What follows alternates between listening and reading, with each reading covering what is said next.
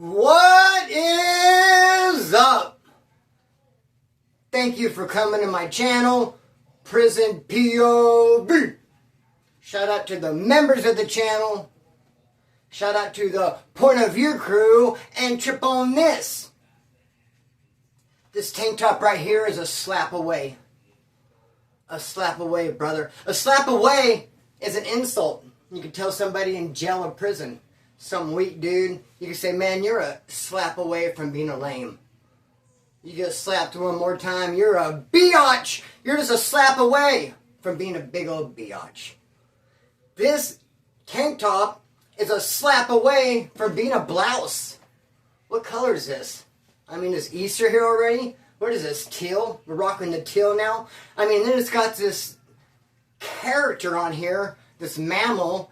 It's part cat, part dog, part pig. Oh boy, it looks like he's catching a wave and it says rip and nip. I would rather slip and slide, homeboy. So this is my teal slap away, almost a blouse.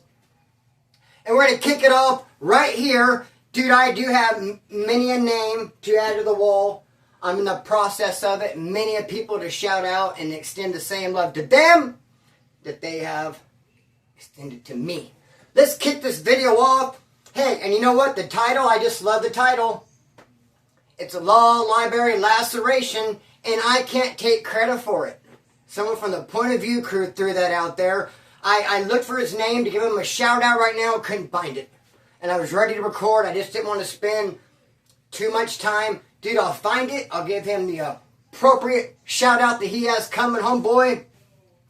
And now it's kind of funny. I say library. Library. I don't say library. I'm deaf. Deaf. Been deaf. Have been deaf. Always been deaf. When I was a kid, I had tubes put in my ears because I was swimming all the time. I had earaches. The tubes were supposed to come out. I don't think they ever did. I think they're rooted and grounded in there, homeboy. Firmly rooted and firmly grounded, brother. And then, you know, I'm a musician, and then on the prison yard with my headphones full blast, just working out and just playing drums and guitar loud. Bro, what? What'd you say? Huh? So then I hear words like library, and I think library. People like, no, library. And like, same thing with milk. Homeboys, hey, we're not going to sit here and talk about my vocabulary all day. We're just going to kick it off like this. Laceration at the law library. Now, how it came to be, rather, that we start kicking all kinds of dust up at the law library is because some dude named Scooter, bro, showed up in A6 in pretrial in Kern County Jail when I was in A5. And I had been in A5 going on 2 months, kicking back with a wood pile. We all been there together, a bunch of us, a bunch of solid dudes. And some dude named Scooter shows up in A6, finds out that the dude named Splinter's over there, me, and shoots a kite. To whom it may concern. Hey, woodpile. That dude Splinter, I was with him a month ago in F-Pod, Scooter says, and he was playing cards with the blacks, playing pinochle with black dudes. Giving you a heads up so you know who you have with you. And you know what? I think you should handle it accordingly. I think you should discipline him a fool. Get that ass. And bro, they show me the kite and I'm like, what? I'm like, well, I've been here 2 months, so how could it a month? He said 3 weeks to a month ago. How's that possible? I've been here 2 months. And dude, it's just, his story was just foul. It didn't make sense, bro. And rather foolish of him, he should have done an investigation and found out what kind of standings I was in over there first, or done something. Because had he known that I was in great standings with the woodpile over there, he would have never done that. Because they're going to get a cut like that and go, fuck that dude. It'd be like if some troll came up in the comment section and start talking negative about me. Someone from the Point of View crew is not going to read that negative comment from a troll and run with it. And act on it and put me on disregard. No, they're going to be like, shh, fuck that. Just like all the woods I was kicking it with over there in A5, they're like, who is this dude? And I was like, man, I wish I could smash him. And I got him on the door, and I was like, man, it's on site. If I ever see you, fuck you. I try to really keep my cussing down to a minimum. That's the last F-bomb. Fizzuck you. And then Axel said to me, dude, call him out. Go to the law library with that fool. take him to the law library and slice him up, man. For trying to smut you up and throw you out there and just drag your name through the mud, Splinter. Call him out. So I was like, I think I will. Hey, that's a great idea. So I shoot him a kite, or I got him on the door, or both. And I said, check it out. We're going to the law library. Bring your filetto, because I'm bringing mine. Matter of fact, what's your name? I'll put the slip in for you, because I don't trust you. So we filled the slip out for him. I put a slip in for myself, and Axel put a slip in. All three of us are going to go, and we're going to get there, and I'm going to slice him up, bro. For trying to smut me up, trying to get me hurt. Trying to put a jacket on me, and then going so far as to say, I think you should handle it accordingly and discipline him? What? Dude, he's trying to get me. He don't even know me. Who is this Scooter guy? Dude, I was like, man, I couldn't wait to put eyes on him, because I was like, who is it, man? Just because his name is Scooter don't mean I don't know him as Zombie, or as whatever, T-Bone, 2x4, Wizard. You could have any old name, bro. I could see him and be like, oh, dude, that's freaking Sunbeam. What the his heck? No, I couldn't wait to lay eyes on him. And I see him, don't even recognize him. So why is this guy, he just drove up, just rode a kite, just tried to talk smack about me, bro. Hey, now we're going to the law library to handle it, bro. Library. They call us out. There's 6 pods, A, 1 through 6. We're in 5, he's in 6. They pull us out, the cops are there. They don't put no chains on you or nothing. You freely walk to the old law library. They're getting ready to leave the vestibule, I guess you would call it, the rotunda. And the dude Scooter tells the cop. He says, hey, wait a minute, Officer CO. He's like, they're going to get me at the law library. And the cop's like, what? He's like, yeah, they're going to get me at the law library. And the cop's like, all right, hang on. And he walks all 3 of us over to the yard. Because you have those 6, A, 1 through 6, and then you have a yard right there. A concrete yard with basketball and all that. And then you have like an office for the cops, and it's all in this rotunda, vestibule, whatever the physic. Dude, he marches us out to the yard, the cop does, puts all 3 of us on the yard. After this guy, the Scooter, just says, they're going to get me at the law library. Puts us on the yard and locks us in there. As soon as the cop locked us in there, Axel just took off on the fool. Boom, boom, boom, boom, boom. I didn't even have my piece out. Man, I get my piece. Axel just rushed him. I run over there. They're just like the cartoons, bro. Dust is flying, and they're just, and I'm trying to, where can I get in? And I make a slice, and I slice Axel's arm. I put a slice on Axel's arm. And now I've said before, homeboy, and I stand by it because it's true, you don't usually feel razor slices. I've been sliced with a razor more than once. I sliced people with the razors, and they had no response or reaction to it. Usually don't feel it. Axel felt it. I could tell by the look on his face and his reaction. He was like, ooh! And he grabbed that Scooter dude after I sliced his arm and threw him into me. And we both fell down because when he threw him into me, he like landed on my feet. And it caused us both to go rolling over. Knife goes flying. We both jump up. And now me and Axel are whipping this dude's ass. Pardon my French. Then the cops come in, break us all up. They see Axel's arm, grab him, take him to the side, put him in medical, take me, put me back in A5, and then take Scooter, and I don't know, I assume, naturally they PC him up somewhere. He was told, said we were going to get him. They didn't put him back in A6, I can tell you that much. PC'd him up. Took Axel to get 3 little stitches in his arm, bro, and took me back to my cell at A5. A couple hours later, a cop comes to me and he said, who cut Brian? Which is Axel's name. I go, I don't know. He goes, we had to send him to the hospital to get some stitches. I was like, yeah, I don't know. He goes, yeah, we found a little knife, a little shank razor blade with a little handle on it out there in the yard. I was like, can't call it. The cop said, all right, shut the door, split.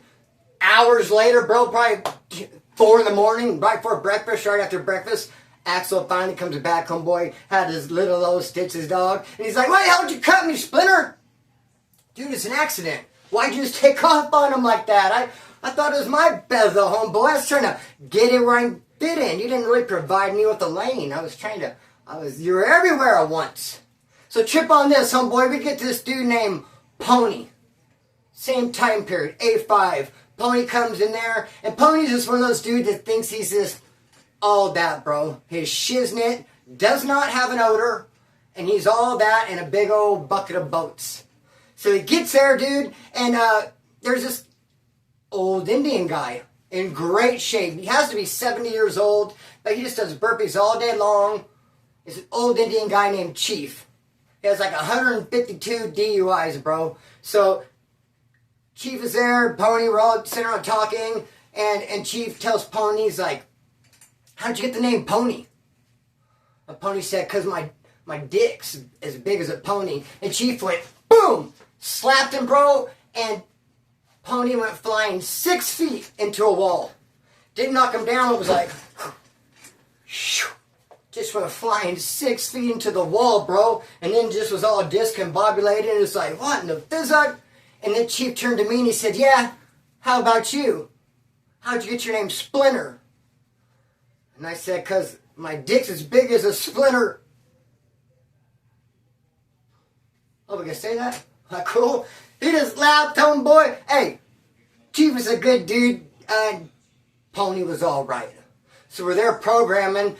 It ends up somehow this dude named Lumpy ends up at A4.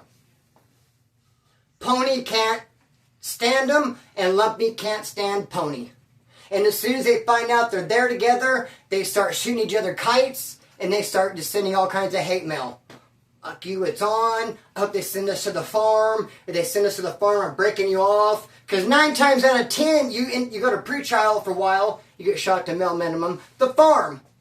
So Pony's telling Lumpy, dude, through the door, because we're in A5, he's in A4, I hope we hit the farm, I'm breaking you off. Axel chimes in, well, wait a minute now. You don't got to wait for the farm. I mean, if you want to handle something, just call him out to the law library. We've been having, tremendous results with that lately. Call that fool out to the law library. Tell him to, you know what, step up or shut up. That you want to handle it. That you have a problem with them. And we're going to get to the bottom of it. The bottom of it. So, hey, Pony puts a slip in. Lumpy puts a slip in. Pony says, Splinter, will you go with me? And I say, yes, I will. And Lumpy picks some dude. It's just us 4 going to the law library. Lumpy out of A4th, whatever homeboy who took with him. I don't know who the dude was. Then me and Pony, I tell him I'll go with him. We even helped Pony make his razor blade hook up with the handle and the string and got it all. And homeboy got him all fitted. Got him where he's ready to go. So we go to the law library. And we walk in, and now when you go in, there's a big long table and chairs. There's rows and rows of books. There's a big back area where you can handle your beeswax. And there's a desk in a caged-in area for the cops. Strange that they'd be in a caged-in area, and rarely do they put themselves in the caged-in desk area. Normally, and most of the time, they just take you convicts, inmates in, and leave. Open the law library door, we go in, the cop sees that you're looking for books or whatever, okay, everything's cool here, and leaves, and you're locked in there. Or he can go and lock himself in this thing, which they rarely do. So we go in, long table, all these books, me and Pony just go straight to the back. And we go back there, and he's like he just is dumbfounded. Or he found out he was dumb. I remember this dude came over to my pad where me and my cousin Scrap Diego were hanging out, and he was acting all weird, and he's like, I'm dumbfounded. And Scrappy said, are you dumbfounded, or you just found out you're dumb? Excuse me, pardon me. Pony was just stuck on stupid. Like he just got to Disneyland, he was just like, oh. Or just got to New York. Or just had like his blindness like cured after like 27 years, like, oh, look at all the lights, or just, wow. Or just got out of prison after like 45 years and just like, whoa, he was just looking around. I never seen so many books. And I said, dude, get your piece out. Get your strap, your filetto, get your razor blade, get your shank, get your tomahawk, get your weapon, arm yourself. I was like, hey, what are you doing, bro? I was like, get your thing. He's like, yeah, hold up, where's the cop, where's the cop? I was like, the cop left. And out of nowhere, here comes Lumpy just rushing up. Ah! With a big old overhand razor blade swipe. And Pony barely had time to do this. To put his hand up and protect his face. And head, which is neck, which is what Lumpy was aiming for. So he goes like this, but then Lumpy takes a big old gacho cut right out of his freaking hand, just got him. But then Pony's reflexes, dude, he snapped out of it hella quick, bro. He came to life, and he just started slinging him.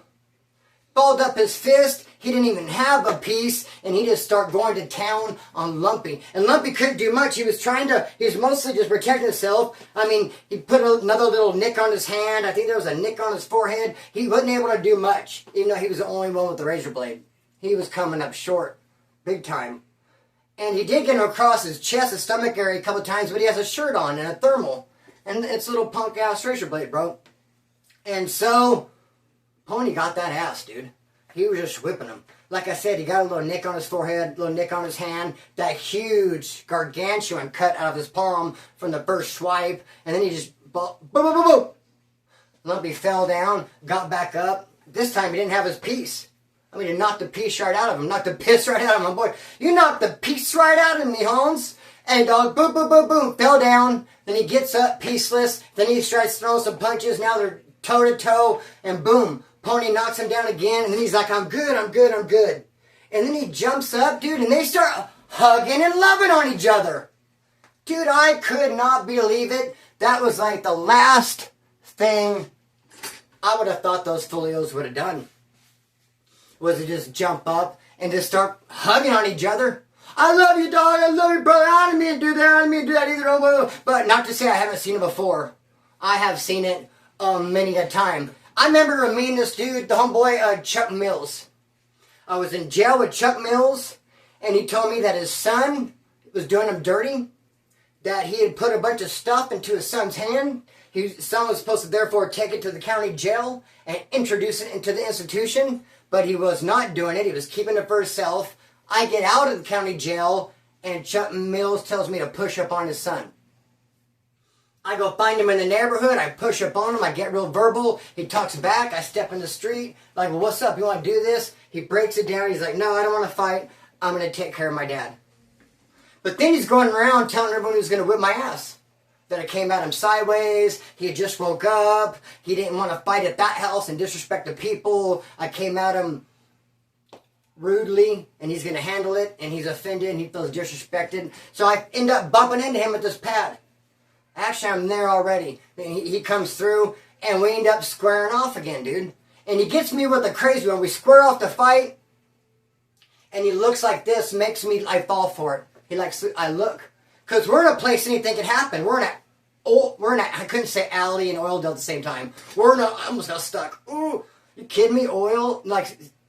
Alley and Oildale at the same time? Yike-a-rooski. We're in an alley in Oildale. Of course, dude, my head's on a swivel. Call me Mr. Owlman. So, dude, he goes like this. Right, we're going to chuck him, and I look, and bro, he takes off on me, man. Then we just start fighting, and there's sirens, and a pit bull is like nipping in my heels. Dude, it was a crazy situation, bro. After we fight, we hugged, and we shook hands, and he goes, take me to the homeboy Steve's house. Go jump on my ride. So we go to Steve's, dude, and we walk in, and Steve was like, what the hell? I thought you hated each other. He tells Chuck Mills' son, I thought you were going around telling everyone you're going to whip Splinter's ass, and Splinter, I thought, now you guys are road dogging around. Hey, shit happens. So Lumpy and Pony are just the best of friends now. I love you, dog, I love you. But, bro, he's got this hand that's just, it's gushing. So we did the best we could to doctor it up. He packs it full of toilet paper, makes a fist. He's wearing that long thermal. He kind of tucks his hand up in it. He would kind of mop up the best of blood we can because it's slung around. And we just tell the cops, look, we're done. Go back to the pods. And then Pony says, I cut my hand sharpening a pencil. Where are you at? He tells the cops. So I was sharpening a pencil, and I just cut my hand. Look at that. And the cops are like, dang. And you cut like your forehead too? Looks like, oh no, that's shaving in the shower. That's a totally different episode. Oh, and how about that little nice little cut there on your right hand? Oh no, that's from preparing a spread. Come on, I got answers for days. But this right here, snarf, snarf. Bro, took him to the hospital. But you know what I was thinking about this when I was preparing this video? And you got to remember, it is some years back. They didn't put stitches in it. They didn't put staples on, and it was a big gnarly cut. There was a story too, and I can't remember about why They did some kind of glue. They did some kind of butterfly Band-Aid. They did something, bro. He was bandaged up, and for some reason, it was a big, deep, nice, gnarly cut. That fool did not have any kind of stitches or staples. And there was a reason. There was a story. Bro, we're kicking back in A5, minding our beeswax, and all of a sudden, we just start getting all these kites going from A6 to A4. From Jeff to Jeff. And it would look something like this. I would always be up on the top tier in that cell closest to that door that separates A5 and A6. I would always be up there in that top tier talking to Trouble. What's up, homeboys? My freaking road dog, homie. And so he got 28 years, and he's a solid-ass dude, man. So I'd always be talking to him, and as I'm in a cell bullshitting with him, you can hear people from this door on the other side. And they'd be like, hey, they'd bang it. I'm like, what's up? They go, hey, who is that? And I'd say, Splinter. He's like, hey, Splinter, what's up, man? This is Jeff. Hey, Jeff, how you doing, bro? Good. Hey, is there any way you can get this kite to Jeff over in A4? I go, yeah, no problem, man. So I get a kite from Jeff in A6, going to Jeff in A4. And as I get it, boom, boom, boom. Hey, who's over there? Hey, it's me. What's up? Hey, Splinter, what's up? Hey, is there Jeff right there? Yeah, Jeff. Hey, what's up? This is Jeff. Hey, Jeff, this is Splinter. I got a kite for you from another Jeff, A6. He's like, all right, I have a kite for him too. So, dude, they're just writing each other all day long. To the point it's arousing suspicion. Not so much suspicion as curiosity. Remember, we got nothing to do in there except what we did yesterday. I mean, we're playing pinochle and doing burpees and making spreads and just joking around. But I mean, if anything's going to stand out, like Jeff and Jeff just with this non-stop communication, dude, we're going to like think to ourselves, what are they talking about? What are they doing? Are they planning the great escape, homeboy? Are they in love? What is this? Are they crimies, dude? They got busted together, they're going to court, they're trying to plan out their little thing. Now, you know what's really crazy? You would think that they would not put crimies close together. But, dude, they don't care at all. I've seen so many people that on the streets, two people, they get busted. That's what a crimey is. Two people that committed a crime together. So you got two crimies, two people that committed a crime together, get arrested, bring them in a county jail. Man, I'm starting to sweat bullets because it's hot-ass room. I would think, dude, just me, if I was the president, I would say keep those guys far away from each other. That way they can't exchange information or just try to get their stories. But, dude, the county jail would just dump them right in the same building. When me and that dude Duck got arrested that time, they put us both in barracks. Hey, remember why they call him Duck? Because he was at Corcoran. And the Woods said, hey, no white boys go to school, no white boys go to work. That same scenario popped up in my last video. This is different, though. Hey, it's a common thing. They do hunger strikes, they do work and school strikes. So, bro, Duck was in prison, and they said, no Woods, no white boys go to, no skinheads, none of the woodpile go to school or work. Duck's like, fuck that, I'm going, bro. I'm short to the house. You know, if every 3 days of school I get a day off, man, I'm trying to go to the pad. I'm going to school. He was the only one. The only one. That fool went to school, and he was like, oh, I'm the only one here. And then when he left, when he went back to the building, he walked in, they were waiting for him. Green light on him for going to school. As soon as he walked in, someone came rushing to knock his block off, dude. They swung, and he ducked it. And they go, whoa, Duck. That was a good one, Duck. So they called him Duck, brother, and it didn't stick. But I'm calling him Duck right now. And anyway, dude, me and Duck got arrested together and they threw us both in barracks 8. So Jeff and Jeff are just non-stop communicating. We are curious as can be, but we have a white boy porter. Dude, never mind. Hey, we have a wood porter in there with us. So he goes to A1 through 6. No, because A1 and 2 are the females. They have their own porters. He goes to A3, 4, 5, and 6, handing out meals and laundry. He's all around it, bro. So we said, dude, when you go into A6, when you go into A4, ask around. Talk to those Jeffs. Find out what's the deal. Are they in love? Are they planning this great escape? Are they trying to get their story straight? We're curious. We got to know, dude. Like, just ask. So the white porter goes next door to A6, finds out who Jeff is, gives him his breakfast tray. Later on, comes to pick up his breakfast tray, and he's like, "What's up with Jeff? That's your dog over there or what?" And then Jeff in A6 is like, "No, fuck him. I hate that fool. Well, if I got us busted, man. We were out hitting a lick, and that dude was speeding. I told him to slow down. There was a cop right there, so now we got busted. Then I called my old lady, dude, and as it turns out, 2 of my watches are missing. They're supposed to be in this bag. Yeah, I know he took them. I'm fucking that fool up." So the porter, our wood porter from A5 is like, "Oh, okay." Then he goes to A4, same thing, finds out who's Jeff. He's like, "Hey, Jeff, what's up?" He's like, "Hey, what's up with your homeboy over there, A6, Jeff? That's your dog or what? You guys brothers?" He's like, "No, I hate him. Fuck him. He got us busted. We were out driving around hitting a lick. He didn't have a seatbelt on. I told him the cops were right there. Then, I call home. My mom said my pink slip in my truck is gone. I know he took it. I'm like, fuck that dude. It's on site. When I see him, I'm going to get that ass." I'm like, all right, cool, man. I guess, he disrespected you. I guess you're really feeling it. Right on, babe. You know what? Thanks for sharing. So then, more kites all day long, talking shit. Before finally we asked the wood porter, which one looks more aggressive? A6 Jeff or A4 Jeff? He's like, "Dude, A6 Jeff looks way more aggressive." So we get A6 Jeff on the door. We're like, "Hey, what's up, bro? We'll pile over here at A5. We're always carrying your hate mail and shit. I guess you really hate A4 Jeff. I guess you want to beat the brakes off him." He's like, "Fuck yeah." We're like, "Hey, take him to the law library. Take him to the law library and get yourself a razor. If you don't know how to make one, ask the woods over there, or I'll make you one to slide it under the door. But call out Jeff from A4, who you have so much hate, anger for. There's so much strife between you two. Let's just handle this. You need to get it out, work it out, bro. You keep that stuff in, and it's just going to be harmful. It'll tear your soul apart." So you call out that A4 Jeff. You tell him to put a law library slip in. Then you, A6 Jeff, get yourself a weapon. We'll also tell A4 Jeff, or you could tell him in the kite, get yourself a weapon. You guys are going to go head up, slice each other at the law library. Don't trip. We're doing you a favor. We're giving you a way to work out your anger. So anyway, they put the slips in, and we all get to go. They don't take no one with them. A6, don't pick a dude over there to go with them and ride with them. A4 Jeff, don't pick a dude to ride with them. Me and Axel decide to go.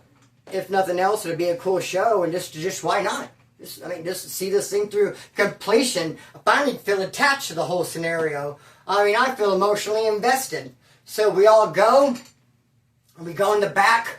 Me and Axel are standing there, and they're squaring up. They both have their razor in their hand, and A6 Jeff, the violent one, he's standing there, and I can tell he can't get a grip on his piece. He's rolling it over and over in his hand. He's like, I could tell he's standing there. He's not like, he's more like, I could tell he was trying to find it, and he couldn't get it in his hand, dude. And I could tell he was just sitting there, and as he's sitting there fidgeting with it, A4 Jeff, who is half his size, but has twice the heart apparently, rushed at him and just swiped and put a big-ass gnarly cut right on his face, dude. Ooh! Man, it's just like a viral video almost. Homeboy just right in front of your face. I wish I had a camera. It would have been a viral video. Because it's like almost like his face ain't slashed 1 second, the next second it is. 1 second we're standing there, and then he reaches out, does that, and it's like a big thing. And it's like, whoa, well that's over here for though, aren't we? Why am I so surprised that someone has a razor slice when I knew I was coming to a razor fight? Come on, Splinter. So, he's pissed, bro. And he just rushes at him. He's swinging with his left hand, and then in his right, he's trying to slice him, but he never did get a good grip on the knife. So every time he goes to slice at him, he doesn't make contact with the razor. It's more like his palm bounces off his hand, or he'll come to slice his face, and he'll be like, miss it, but his hand hits. So he's hitting him, but just not with the razor. And he just bomb, bomb, bomb, bomb, bomb, boom, knocks him out. I'm out. And he's still like visiting with this thing. Finally, he fucking throws it down. Then he just starts kicking him. And we have to grab him and go, no, dude. He's like, my face. He's like, does it look bad? We're like, yeah, dude's over there. A4, the non-aggressive Jeff, is just snoring, just knocked out. But he put a freaking zipper on dude's face. And he is mad about it. He even went over there and gave him another kick. And we had to pull him off. No, dude, bro, no, kick back, man. He's like, man, my face, what are you do? damn, dude, I'm having a big scar on my face. We're like, nah, dude, razors don't really scar. You're gonna be fine. Don't trip, brother. Just kick back. And what you're gonna do is you're gonna tell the cop that you're reaching for one of them high books. You're reaching for a high book, and you lost your balance, and you slipped and fell and hit your face into a bookshelf. He's like, all right, that's what I'll do. So we kind of dabbed the blood up, cleaned up the best we could, cleaned with the blood that was scattered about. This dude's over here snoring. We had to wait a good 3 or 4 minutes for him to wake up. And it seems like a million gazillion years when you want to leave the law library, go back to the pod, and just be done with this shit. Not sit around and drag it out. I mean, we can't wait to hear what the cop's going to say. We tell him that he fell down, hit his face, slipped and fell. Is he going to go for it? Are they going to come in here with squad, handcuff us? Highly unlikely. Kern County jail cops don't give a fizz-up, dog. So that wasn't really a thought. The action's over. Let's go. Let's wake this freaking snoring, knocked out individual up so we can shake the spot. I want to go back and play some pinochle. Hey, homeboy. So finally, dude wakes up. We get up and then call the cop. Hey, dude fell, hit his face. He's like, oh, damn, shit. Did a number on yourself, didn't you? Took us back, took him to medical, and everything was everything. But you know what's crazy? As soon as we get back to the pods the next day, what do you think happens? I'm up there talking to Trouble, and I hear, hey, who's right there? And I go, what's up? This is Splinter. They'll be like, who's on the door? Hey, Splinter. He's like, Splinter, what's up? This is Jeff. I was like, hey, what's up, fool? How's your face? How you feeling? He's like, all right. Hey, shoot this kite over to A4 Jeff. I'm like, really? You guys are going to keep up the hate mail? That was the whole purpose of the law library, to squash the hate, dude. I mean, do you want to go again? Fool put a straight zipper on your face, home bizzle. Like this killed. I thought it was a done deezy. I thought it was a done dealio. Anyways, with that being said, I'm going to go outside and play with water hose on boy. I don't know why I'm sweating bullets. Yeah, Dix, remember these light bulbs? These light bulbs actually put off a lot of heat. Plus the sun puts off a lot of heat, comes to the window. I mean, that's Chucky if you don't believe me. It's just hot schmuck up in this biatch. Hey, I am going to cut the string and let it fly. Peace.